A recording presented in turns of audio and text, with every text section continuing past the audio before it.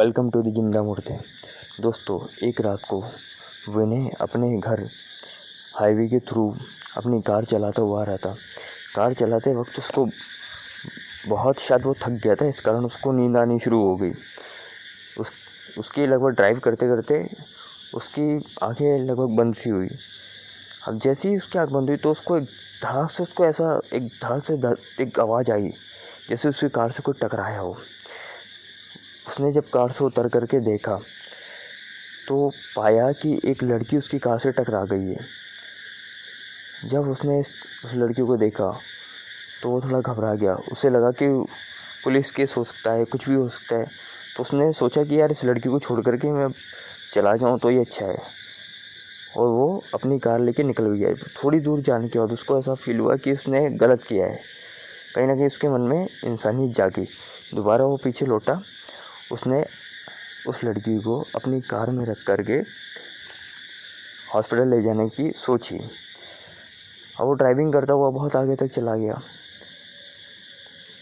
जब वो थोड़ी दूरी पे निकला तो ना जाने किसी कारण से उसका एक्सीडेंट बहुत ज़बरदस्त तरीके से हुआ। पर गनीमत ये रही कि कुछ लोग आए वहाँ पर, उन्होंने विनय को संभाला और हॉस्पिटलाइज करवाया। विनय को जब होश आया तो उसने देखा कि उसके आसपास उसके फैमिली मेम्बर थे। उसने अपने एक फैमिली मेम्बर से पूछा कि एक लड़की थी मेरे साथ में, जिसे मैं कार में लेकर आ रहा था, वो कहाँ है। घर वाले उसके बोलने लगे, कौन सी लड़की, कैसी लड़की, हमें तो पता ही नहीं है। और जब उसने उस हॉस्पिटल के कंपाउंडर से भी पूछा और कई लोगों से भी पूछा तो बोले, जब आपका एक्सीडेंट हुआ, कंपाउंडर ने ये बताया, इवन डॉक्टर ने भी यही बताया कि जब उसका एक्सीडेंट हुआ तो वो गाड़ी में अकेला था, उसके साथ में कोई भी लड़की वहाँ नहीं थी। उसको थोड़ा अचंभा हुआ ये सब जान करके। बोले ठीक है। फिर उसने बोला ठीक है चलो भाई। उसने फिर इग्नोर मारना शुरू कर दिया। वो चली गई होगी, शायद उसको होश आ गया हुआ है या, पर फिर भी उसके दिमाग में कहीं ना कहीं क्यूरोसिटी थी कि वो कौन थी, उसकी गाड़ी से कैसे टकराई और बाद में वो चली कहाँ गई। उसी रात को जिस दिन को उसको होश आया था, उसी की रात को जब वो सो रहा था, सडनली रात के 2 से 2:30 बजे करीब उसकी आँख खुली। और जैसे उसकी आँख खुली तो उसने देखा कि उसके सिरहाने वो लड़की बैठी हुई थी। ये सब देख के वो थोड़ा शॉक हुआ और उसने उससे पूछा कि तुम कौन हो, तुम्हारा नाम क्या है और तुम कहाँ से आई हो। और उस दिन जब मैंने तुम्हें गाड़ी में रखा था, जिस दिन हम आ रहे थे, मैं तुमको गाड़ी में बिठा करके लेके आ रहा था, तुम कहाँ गायब होगी, क्या हुआ। बहुत सारे सवाल उसने उससे पूछे, पर उस लड़की ने किसी भी बात का जवाब नहीं दिया। तब सडनली कंपाउंडर आया। उसके रूम में कंपाउंडर आया, जो रूम हॉस्पिटल का था। तब कंपाउंडर ने बोला, किससे बात करो भाई तुम। जब उसने गौर से देखा तो वहाँ पे कोई लड़की नहीं थी। एकदम से वो कहाँ गायब हो गई। ये देख करके विनय बुरी तरह शॉक भी था और थोड़ा डर भी गया था। आखिर चल क्या रहा है ये सब। चलो, ये तो बात रही हॉस्पिटल तक की। उसने अपने घर वालों को भी बताया। घर वालों की मम्मी को एक बार लगा कि यार, ये कुछ अबनॉर्मल सा, कुछ पैरानॉर्मल इसके साथ में हो रहा है। फिर बाद में जब उसको डिस्चार्ज करा, वो एक रात को जब अपने घर पर की छत पर टहल रहा था तो उसको वो लड़की दोबारा नजर आई अपने घर के सामने, वैसी ही हालत में जिस समय उसका एक्सीडेंट उसकी गाड़ी से हुआ था। फिर जब वो उतर के गया गेट तक गया तो फिर अगेन वो गायब हो गई लड़की। पर उसके 2 रात बाद जब वो सो रहा था अपने कमरे के अंदर, तो अगेन वो लड़की उसको उसके रूम के गेट के बाहर नज़र आई। अब इसके बाद विनय को थोड़ा डर लगने लगी जब उसने उस लड़की को अपने कमरे के बाहर खड़ा देखा। पर डरते हुए भी, पता नहीं उसमें क्यूरोसिटी थी, ना जाने क्या था, कि वो उस लड़की की तरफ चल के गया।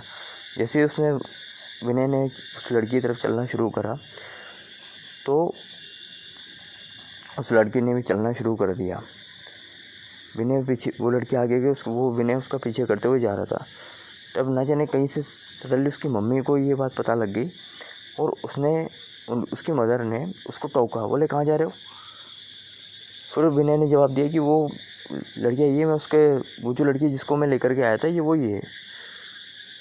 जब उसकी मदर ने उस गेट की तरफ देखा, इधर उधर देखा, तो उनको लड़की कहीं नज़र नहीं आई। अब ये इस बात से विनय और परेशान हो गया, विनय की मदर भी बहुत परेशान हो गई। जब ये चीज़ें और ज़्यादा परेशान, विनय इन सब चीज़ों से और परेशान हो रहा था। उसके बाद विनय एक दिन खाना खा रहा था, तब उसने एक अखबार के अंदर, विनय खाना खा रहा था, खाना खाते समय उसकी आदत थी कि वो अखबार पढ़ता था। जब उसने एक अखबार के अंदर उसी लड़की का चेहरा देखा तो वो शॉक्ड रह गया। उसने देखा कि यार ये वो लड़की है जो उसको मिली थी, जिसको लेकर के आया था हॉस्पिटल में, या उससे टकराई थी वो। तब उसने उस लड़की के बारे में और जानना चाहा और ढूंढा और सर्च करा, तो उसको पता लगा कि उस लड़की का नाम प्रिया था और उसकी डेड बॉडी उसी हाईवे पे पाई गई थी जिस हाईवे पर उस लड़के का एक्सीडेंट विनय से हुआ था। ये जान करके विनय के रोंगटे खड़े हो गए। ये समझ लो कि उसका पूरा शरीर नम पड़ने लग गया। तो वो जिससे अब तक बात कर रहा था या जो लड़की उसको बार बार दिख रही थी, वो एक प्रीत थी। विनय को एकदम यकीन तो नहीं हुआ, पर बिलीव करने के अलावा उसका कोई चारा भी नहीं था। तब फिर एक रात जब विनय ऑफिस से अपने घर की तरफ आ रहा था, तो अगेन वो ही लड़की उसको रास्ते में खड़ी दिखाई दी। अब विनय को कुछ समझ में नहीं आ रहा कि वो क्या करे। विनय ने उस लड़की को देखती वहाँ पे अपनी कार रोक दी, न जाने अपने आप ही वो कार रुक गई। वो लड़की आकर के उसकी कार में बैठ गई, उसके बगल वाली सीट पर, और उसने एक तरफ इशारा करा विनय को जाने के लिए। जिस और उस लड़की ने इशारा करा या प्रिया ने इशारा करा, विनय ने उस ओर ही अपनी गाड़ी मोड़ ली। वो एक घर के सामने जाके उसने उस गाड़ी को रोक दिया और वो लड़की भी उसकी विनय की कार से उतरी और वो उस घर के अंदर जानी शुरू कर दी।